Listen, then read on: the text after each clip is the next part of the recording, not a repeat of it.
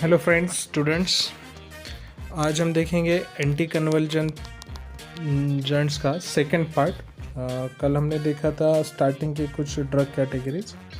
आज हम उसके अगले ड्रग कैटेगरीज देखेंगे जो कि यूज़ किए जाते हैं एपिलेप्सी में या सीजर्स के अंदर। तो जो कैटेगरी हमारी बाकी उसमें है बेंजोडाइजेपिन्स। इससे पहले हमने ड्रग्स एक्टिंग ऑन सीएनएस में भी देखा था, सेडेटिव हिप्नोटिक्स में, जिसमें डायजेपाम वगैरह हमने स्टडी किया था। इसमें भी कुछ बेंजोडाइजेपिन कैटेगरी के ड्रग एज एंटी एपिलेप्टिक या एंटी सीजर बोलकर यूज़ किए जाते हैं, जैसे कि क्लोनाजेपाम बेंजोडाइजेपिन, जो कि सब में ज़्यादा इफ़ेक्टिव है एपिलेप्सी में, जिसमें कि grand mal seizure, psychomotor seizures, petit mal seizures, myoclonic seizure and status epilepsy में यूज़ किया जाता है। डायजेपाम और अदर डायजेपिन में से एक है जो कि यूज़ किया जाता है स्टेटस एपिलेप्सी में, और इसके बहुत कम साइड इफ़ेक्ट्स भी है डायजेपाम के। ये जो कैटेगरी यहाँ पर है ये बेंजोडाइजेपिन कैटेगरी है।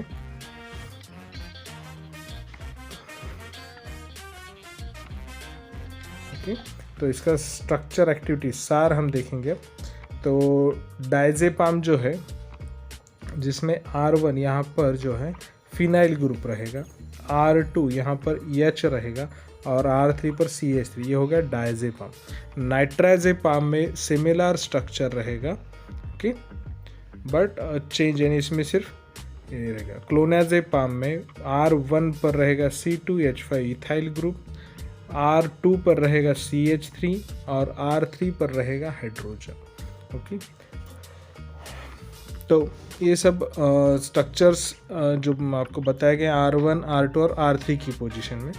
उसके बाद इलेक्ट्रॉन विथड्रॉविंग एटम और group at substitution 7 increases the anti epileptic activity. अगर 7 पोजीशन पर हम इलेक्ट्रॉन विथड्रॉविंग ग्रुप सब्स्टिट्यूट करते हैं तो इपिलेप्टिक एक्टिविटी बढ़ती है, anti epileptic.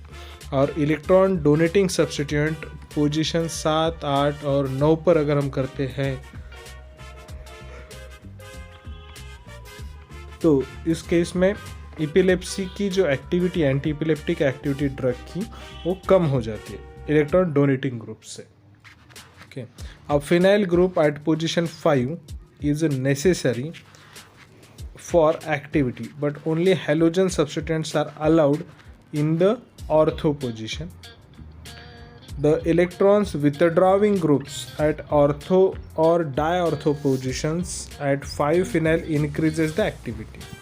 Okay, electron withdrawing group अगर है ortho और diortho positions पर, तो 5 phenyl increases the activity, increase करता है। जबकि कोई other substituents अगर है मेटा या प्यारा पोजीशन पर, तो 5 फिनाइल डिक्रीज एक्टिविटी करता है, एक्टिविटी डिक्रीज करता है। अगर फर्स्ट पोजीशन पर मिथाइल सब्स्टिट्यूशन है तो कन्फर्म्स द हायर एक्टिविटी, यानी यहाँ पर अगर मिथाइल ग्रुप है तो एक्टिविटी कन्फर्म हो जाती है या हायर एक्टिविटी शो करता है। अब हम देखेंगे डायजेपाम। डायजेपाम के अंदर देखिए, commonly used as anticonvulsant in a variety of convulsions. बहुत सारे कन्वर्जेंस इसमें यूज़ किया जाता है। Not used for long term, क्योंकि इसका सेडेशन इफेक्ट की वजह से ये ज़्यादा देर के लिए यानी लॉन्गर टाइम के लिए यूज़ नहीं किया जाता।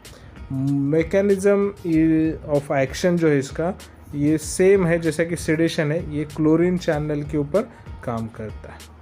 इमरजेंसी कंट्रोल ऑफ कन्वल्जन में ये ज़्यादा यूज़ किया जाता है, जैसे कि टेटानस, स्टेटस एपिलेप्टिस और फेब्राइल कन्वल्जन्स में इसका ज़्यादा यूज़ होता है। इसका जो डोज हम यूज़ करते हैं वो है 0.2 to 0.5 मिलीग्राम पर केजी, जो कि आईवी में दिया जाता है, और रिपीटेड डोज अगर रिक्वायर्ड होता है, और maximum dose 100 mg per day का होता है। और रेक्टल डायजेपाम भी इसका यूज़ किया जाता है।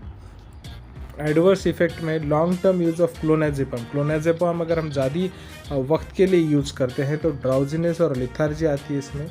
टॉलरेंस होता है एंटी सीजर इफेक्ट को, यानी सीजर कंट्रोल नहीं होते हैं ज़्यादा देर के लिए अगर हम इसको यूज़ करते हैं ज़्यादा वक्त के लिए।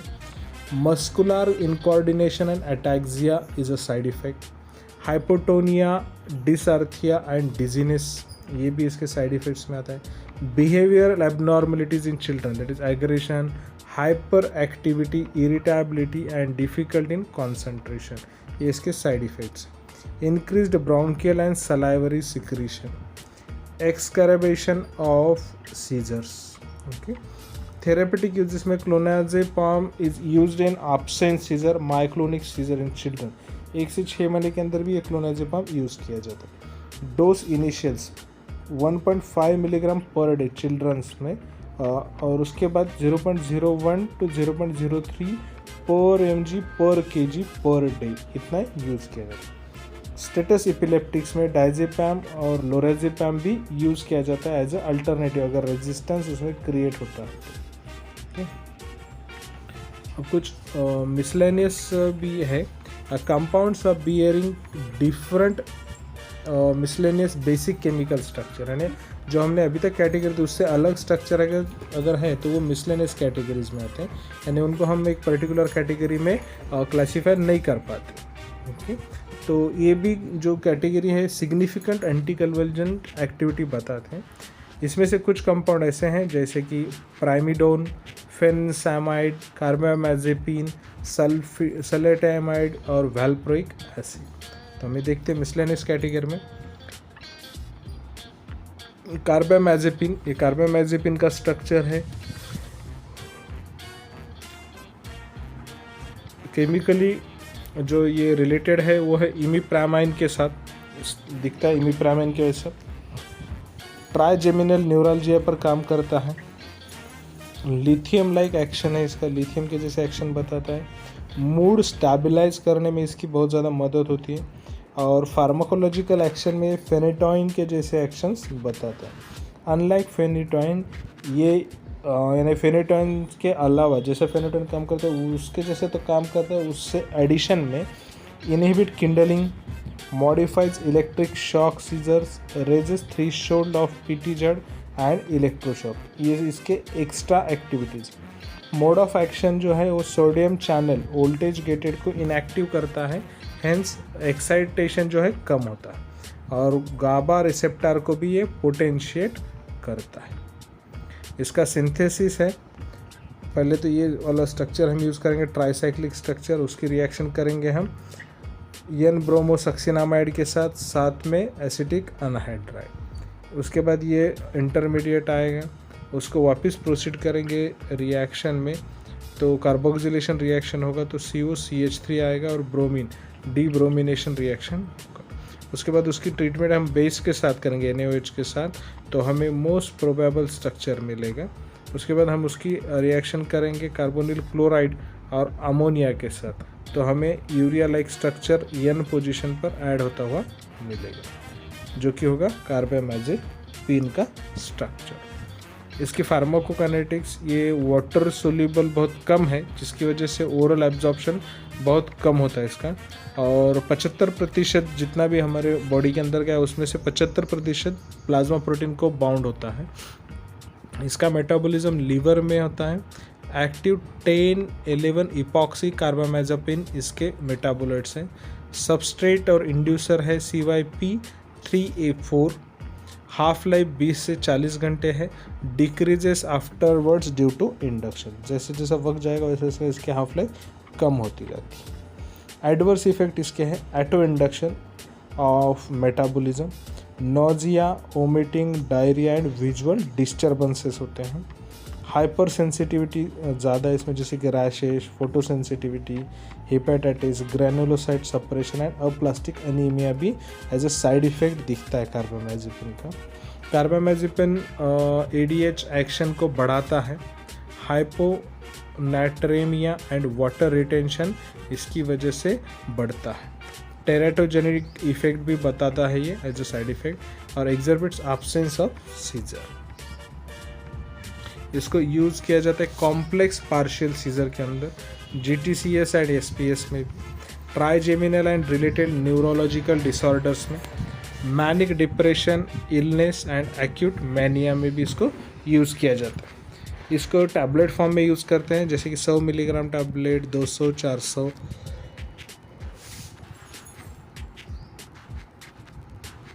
इसका सिरप फार्मूलेशन भी अवेलेबल है। एंजाइम इंड्यूसर में इंटरैक्शन होता है, जैसे कि reduces OCPs and others. Metabolism is used by phenobarbitone and phenytoin and valproate. ये इसके साथ अगर यूज़ करते हैं तो कार्बामेज़ेपिन का मेटाबॉलिज्म बढ़ता है और ये इनहिबिट करता है आइसोनियाजाइड और इरिथ्रोमाइसिन का मेटाबॉलिज्म। अगला ड्रग है मिसलेनियस कैटेगरी से valproic acid, that is Encorate and Valparin. Broad spectrum anticonvulsant है, effect on chronic experimental seizures है एंड किंडलिंग, इसमें भी इसका यूज़ किया जाता है। पोटेंट ब्लॉकर है पीटीजर सीजर्स का, effective in partial GTCS and absence of seizures में भी। कैल्शियम और सोडियम चैनल का इनएक्टिवेशन कर काम करता है और साथ में गाबा का जो मेटाबॉलिज्म है ट्रांस अमाइनेज के द्वारा उसको ये इनहिबिट करता है। ये जो है वैल्प्रोइक एसिड का स्ट्रक्चर है, इसका सार हम देखते हैं। जितने भी वैल्प्रोइक एसिड है उसमें से 3,3,4 trimethyl pentanoic acid is also used as active valproic acid. 3,3,4 trimethyl. Okay, the anti conversion activity is increased with increased chain length. जितनी चेन बढ़ेगी उतनी इसकी एक्टिविटी बढ़ती है। Introduction of double bond decreases the activity. Double bond अगर आता है chain में तो उसकी एक्टिविटी कम हो जाती है। एडवर्स इफेक्ट में नॉजिया, वोमिटिंग है इसका, एब्डोमिनल पेन आता है, हेयर लॉस होते हैं। उसके बाद गर्ल्स में पॉलीसिस्टिक ओवेरियन डिसीज़ बन सकता है जिसे PCD भी कहा जाता है। और उसके बाद नेगेटिव इंटरैक्शंस भी होते हैं एंटी इपिलेप्टिक्स में। और टेराटोजेनिक है, स्पाइना बाइफिडा यानी स्पाइनल कॉर्ड में ये अफेक्ट करता है। इसकी ड्रग इंटरैक्शन होती है वैल्प्रोएट और carbamazepine induce each others metabolism. इसको अगर हम कार्बामेज़ेपिन के साथ देते हैं तो ये एक दूसरे का मेटाबॉलिज्म बढ़ाते हैं, जिसकी वजह से ड्यूरेशन ऑफ एक्शन कम हो जाता है। Inhibits phenobarbitone. फिनोबार्बिटोन मेटाबॉलिज्म कम करता है।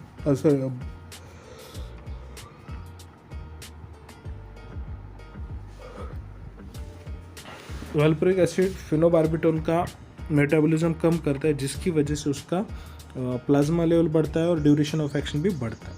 Displaces phenytoin from protein binding sites and thereby decreases its metabolism, that is phenytoin toxicity. Injection और टैबलेट फॉर्म में अवेलेबल है, सिरप फॉर्म में भी इसका अवेलेबल है।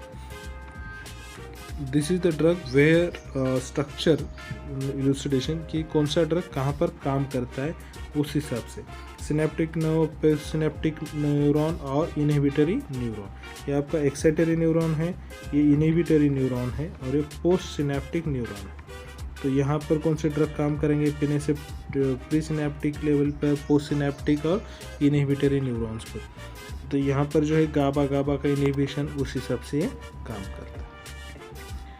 विगाट्रीन, ये विगाट्रीन का स्ट्रक्चर है। Binds irreversible and covalently to GABA transaminase causing permanent inactivation of GABA. Inactivation of GABA transaminase, which is responsible for the breakdown of GABA in neurons and glia, results in increase in brain GABA। क्या होता है कि brain में जो GABA है उसका metabolism ये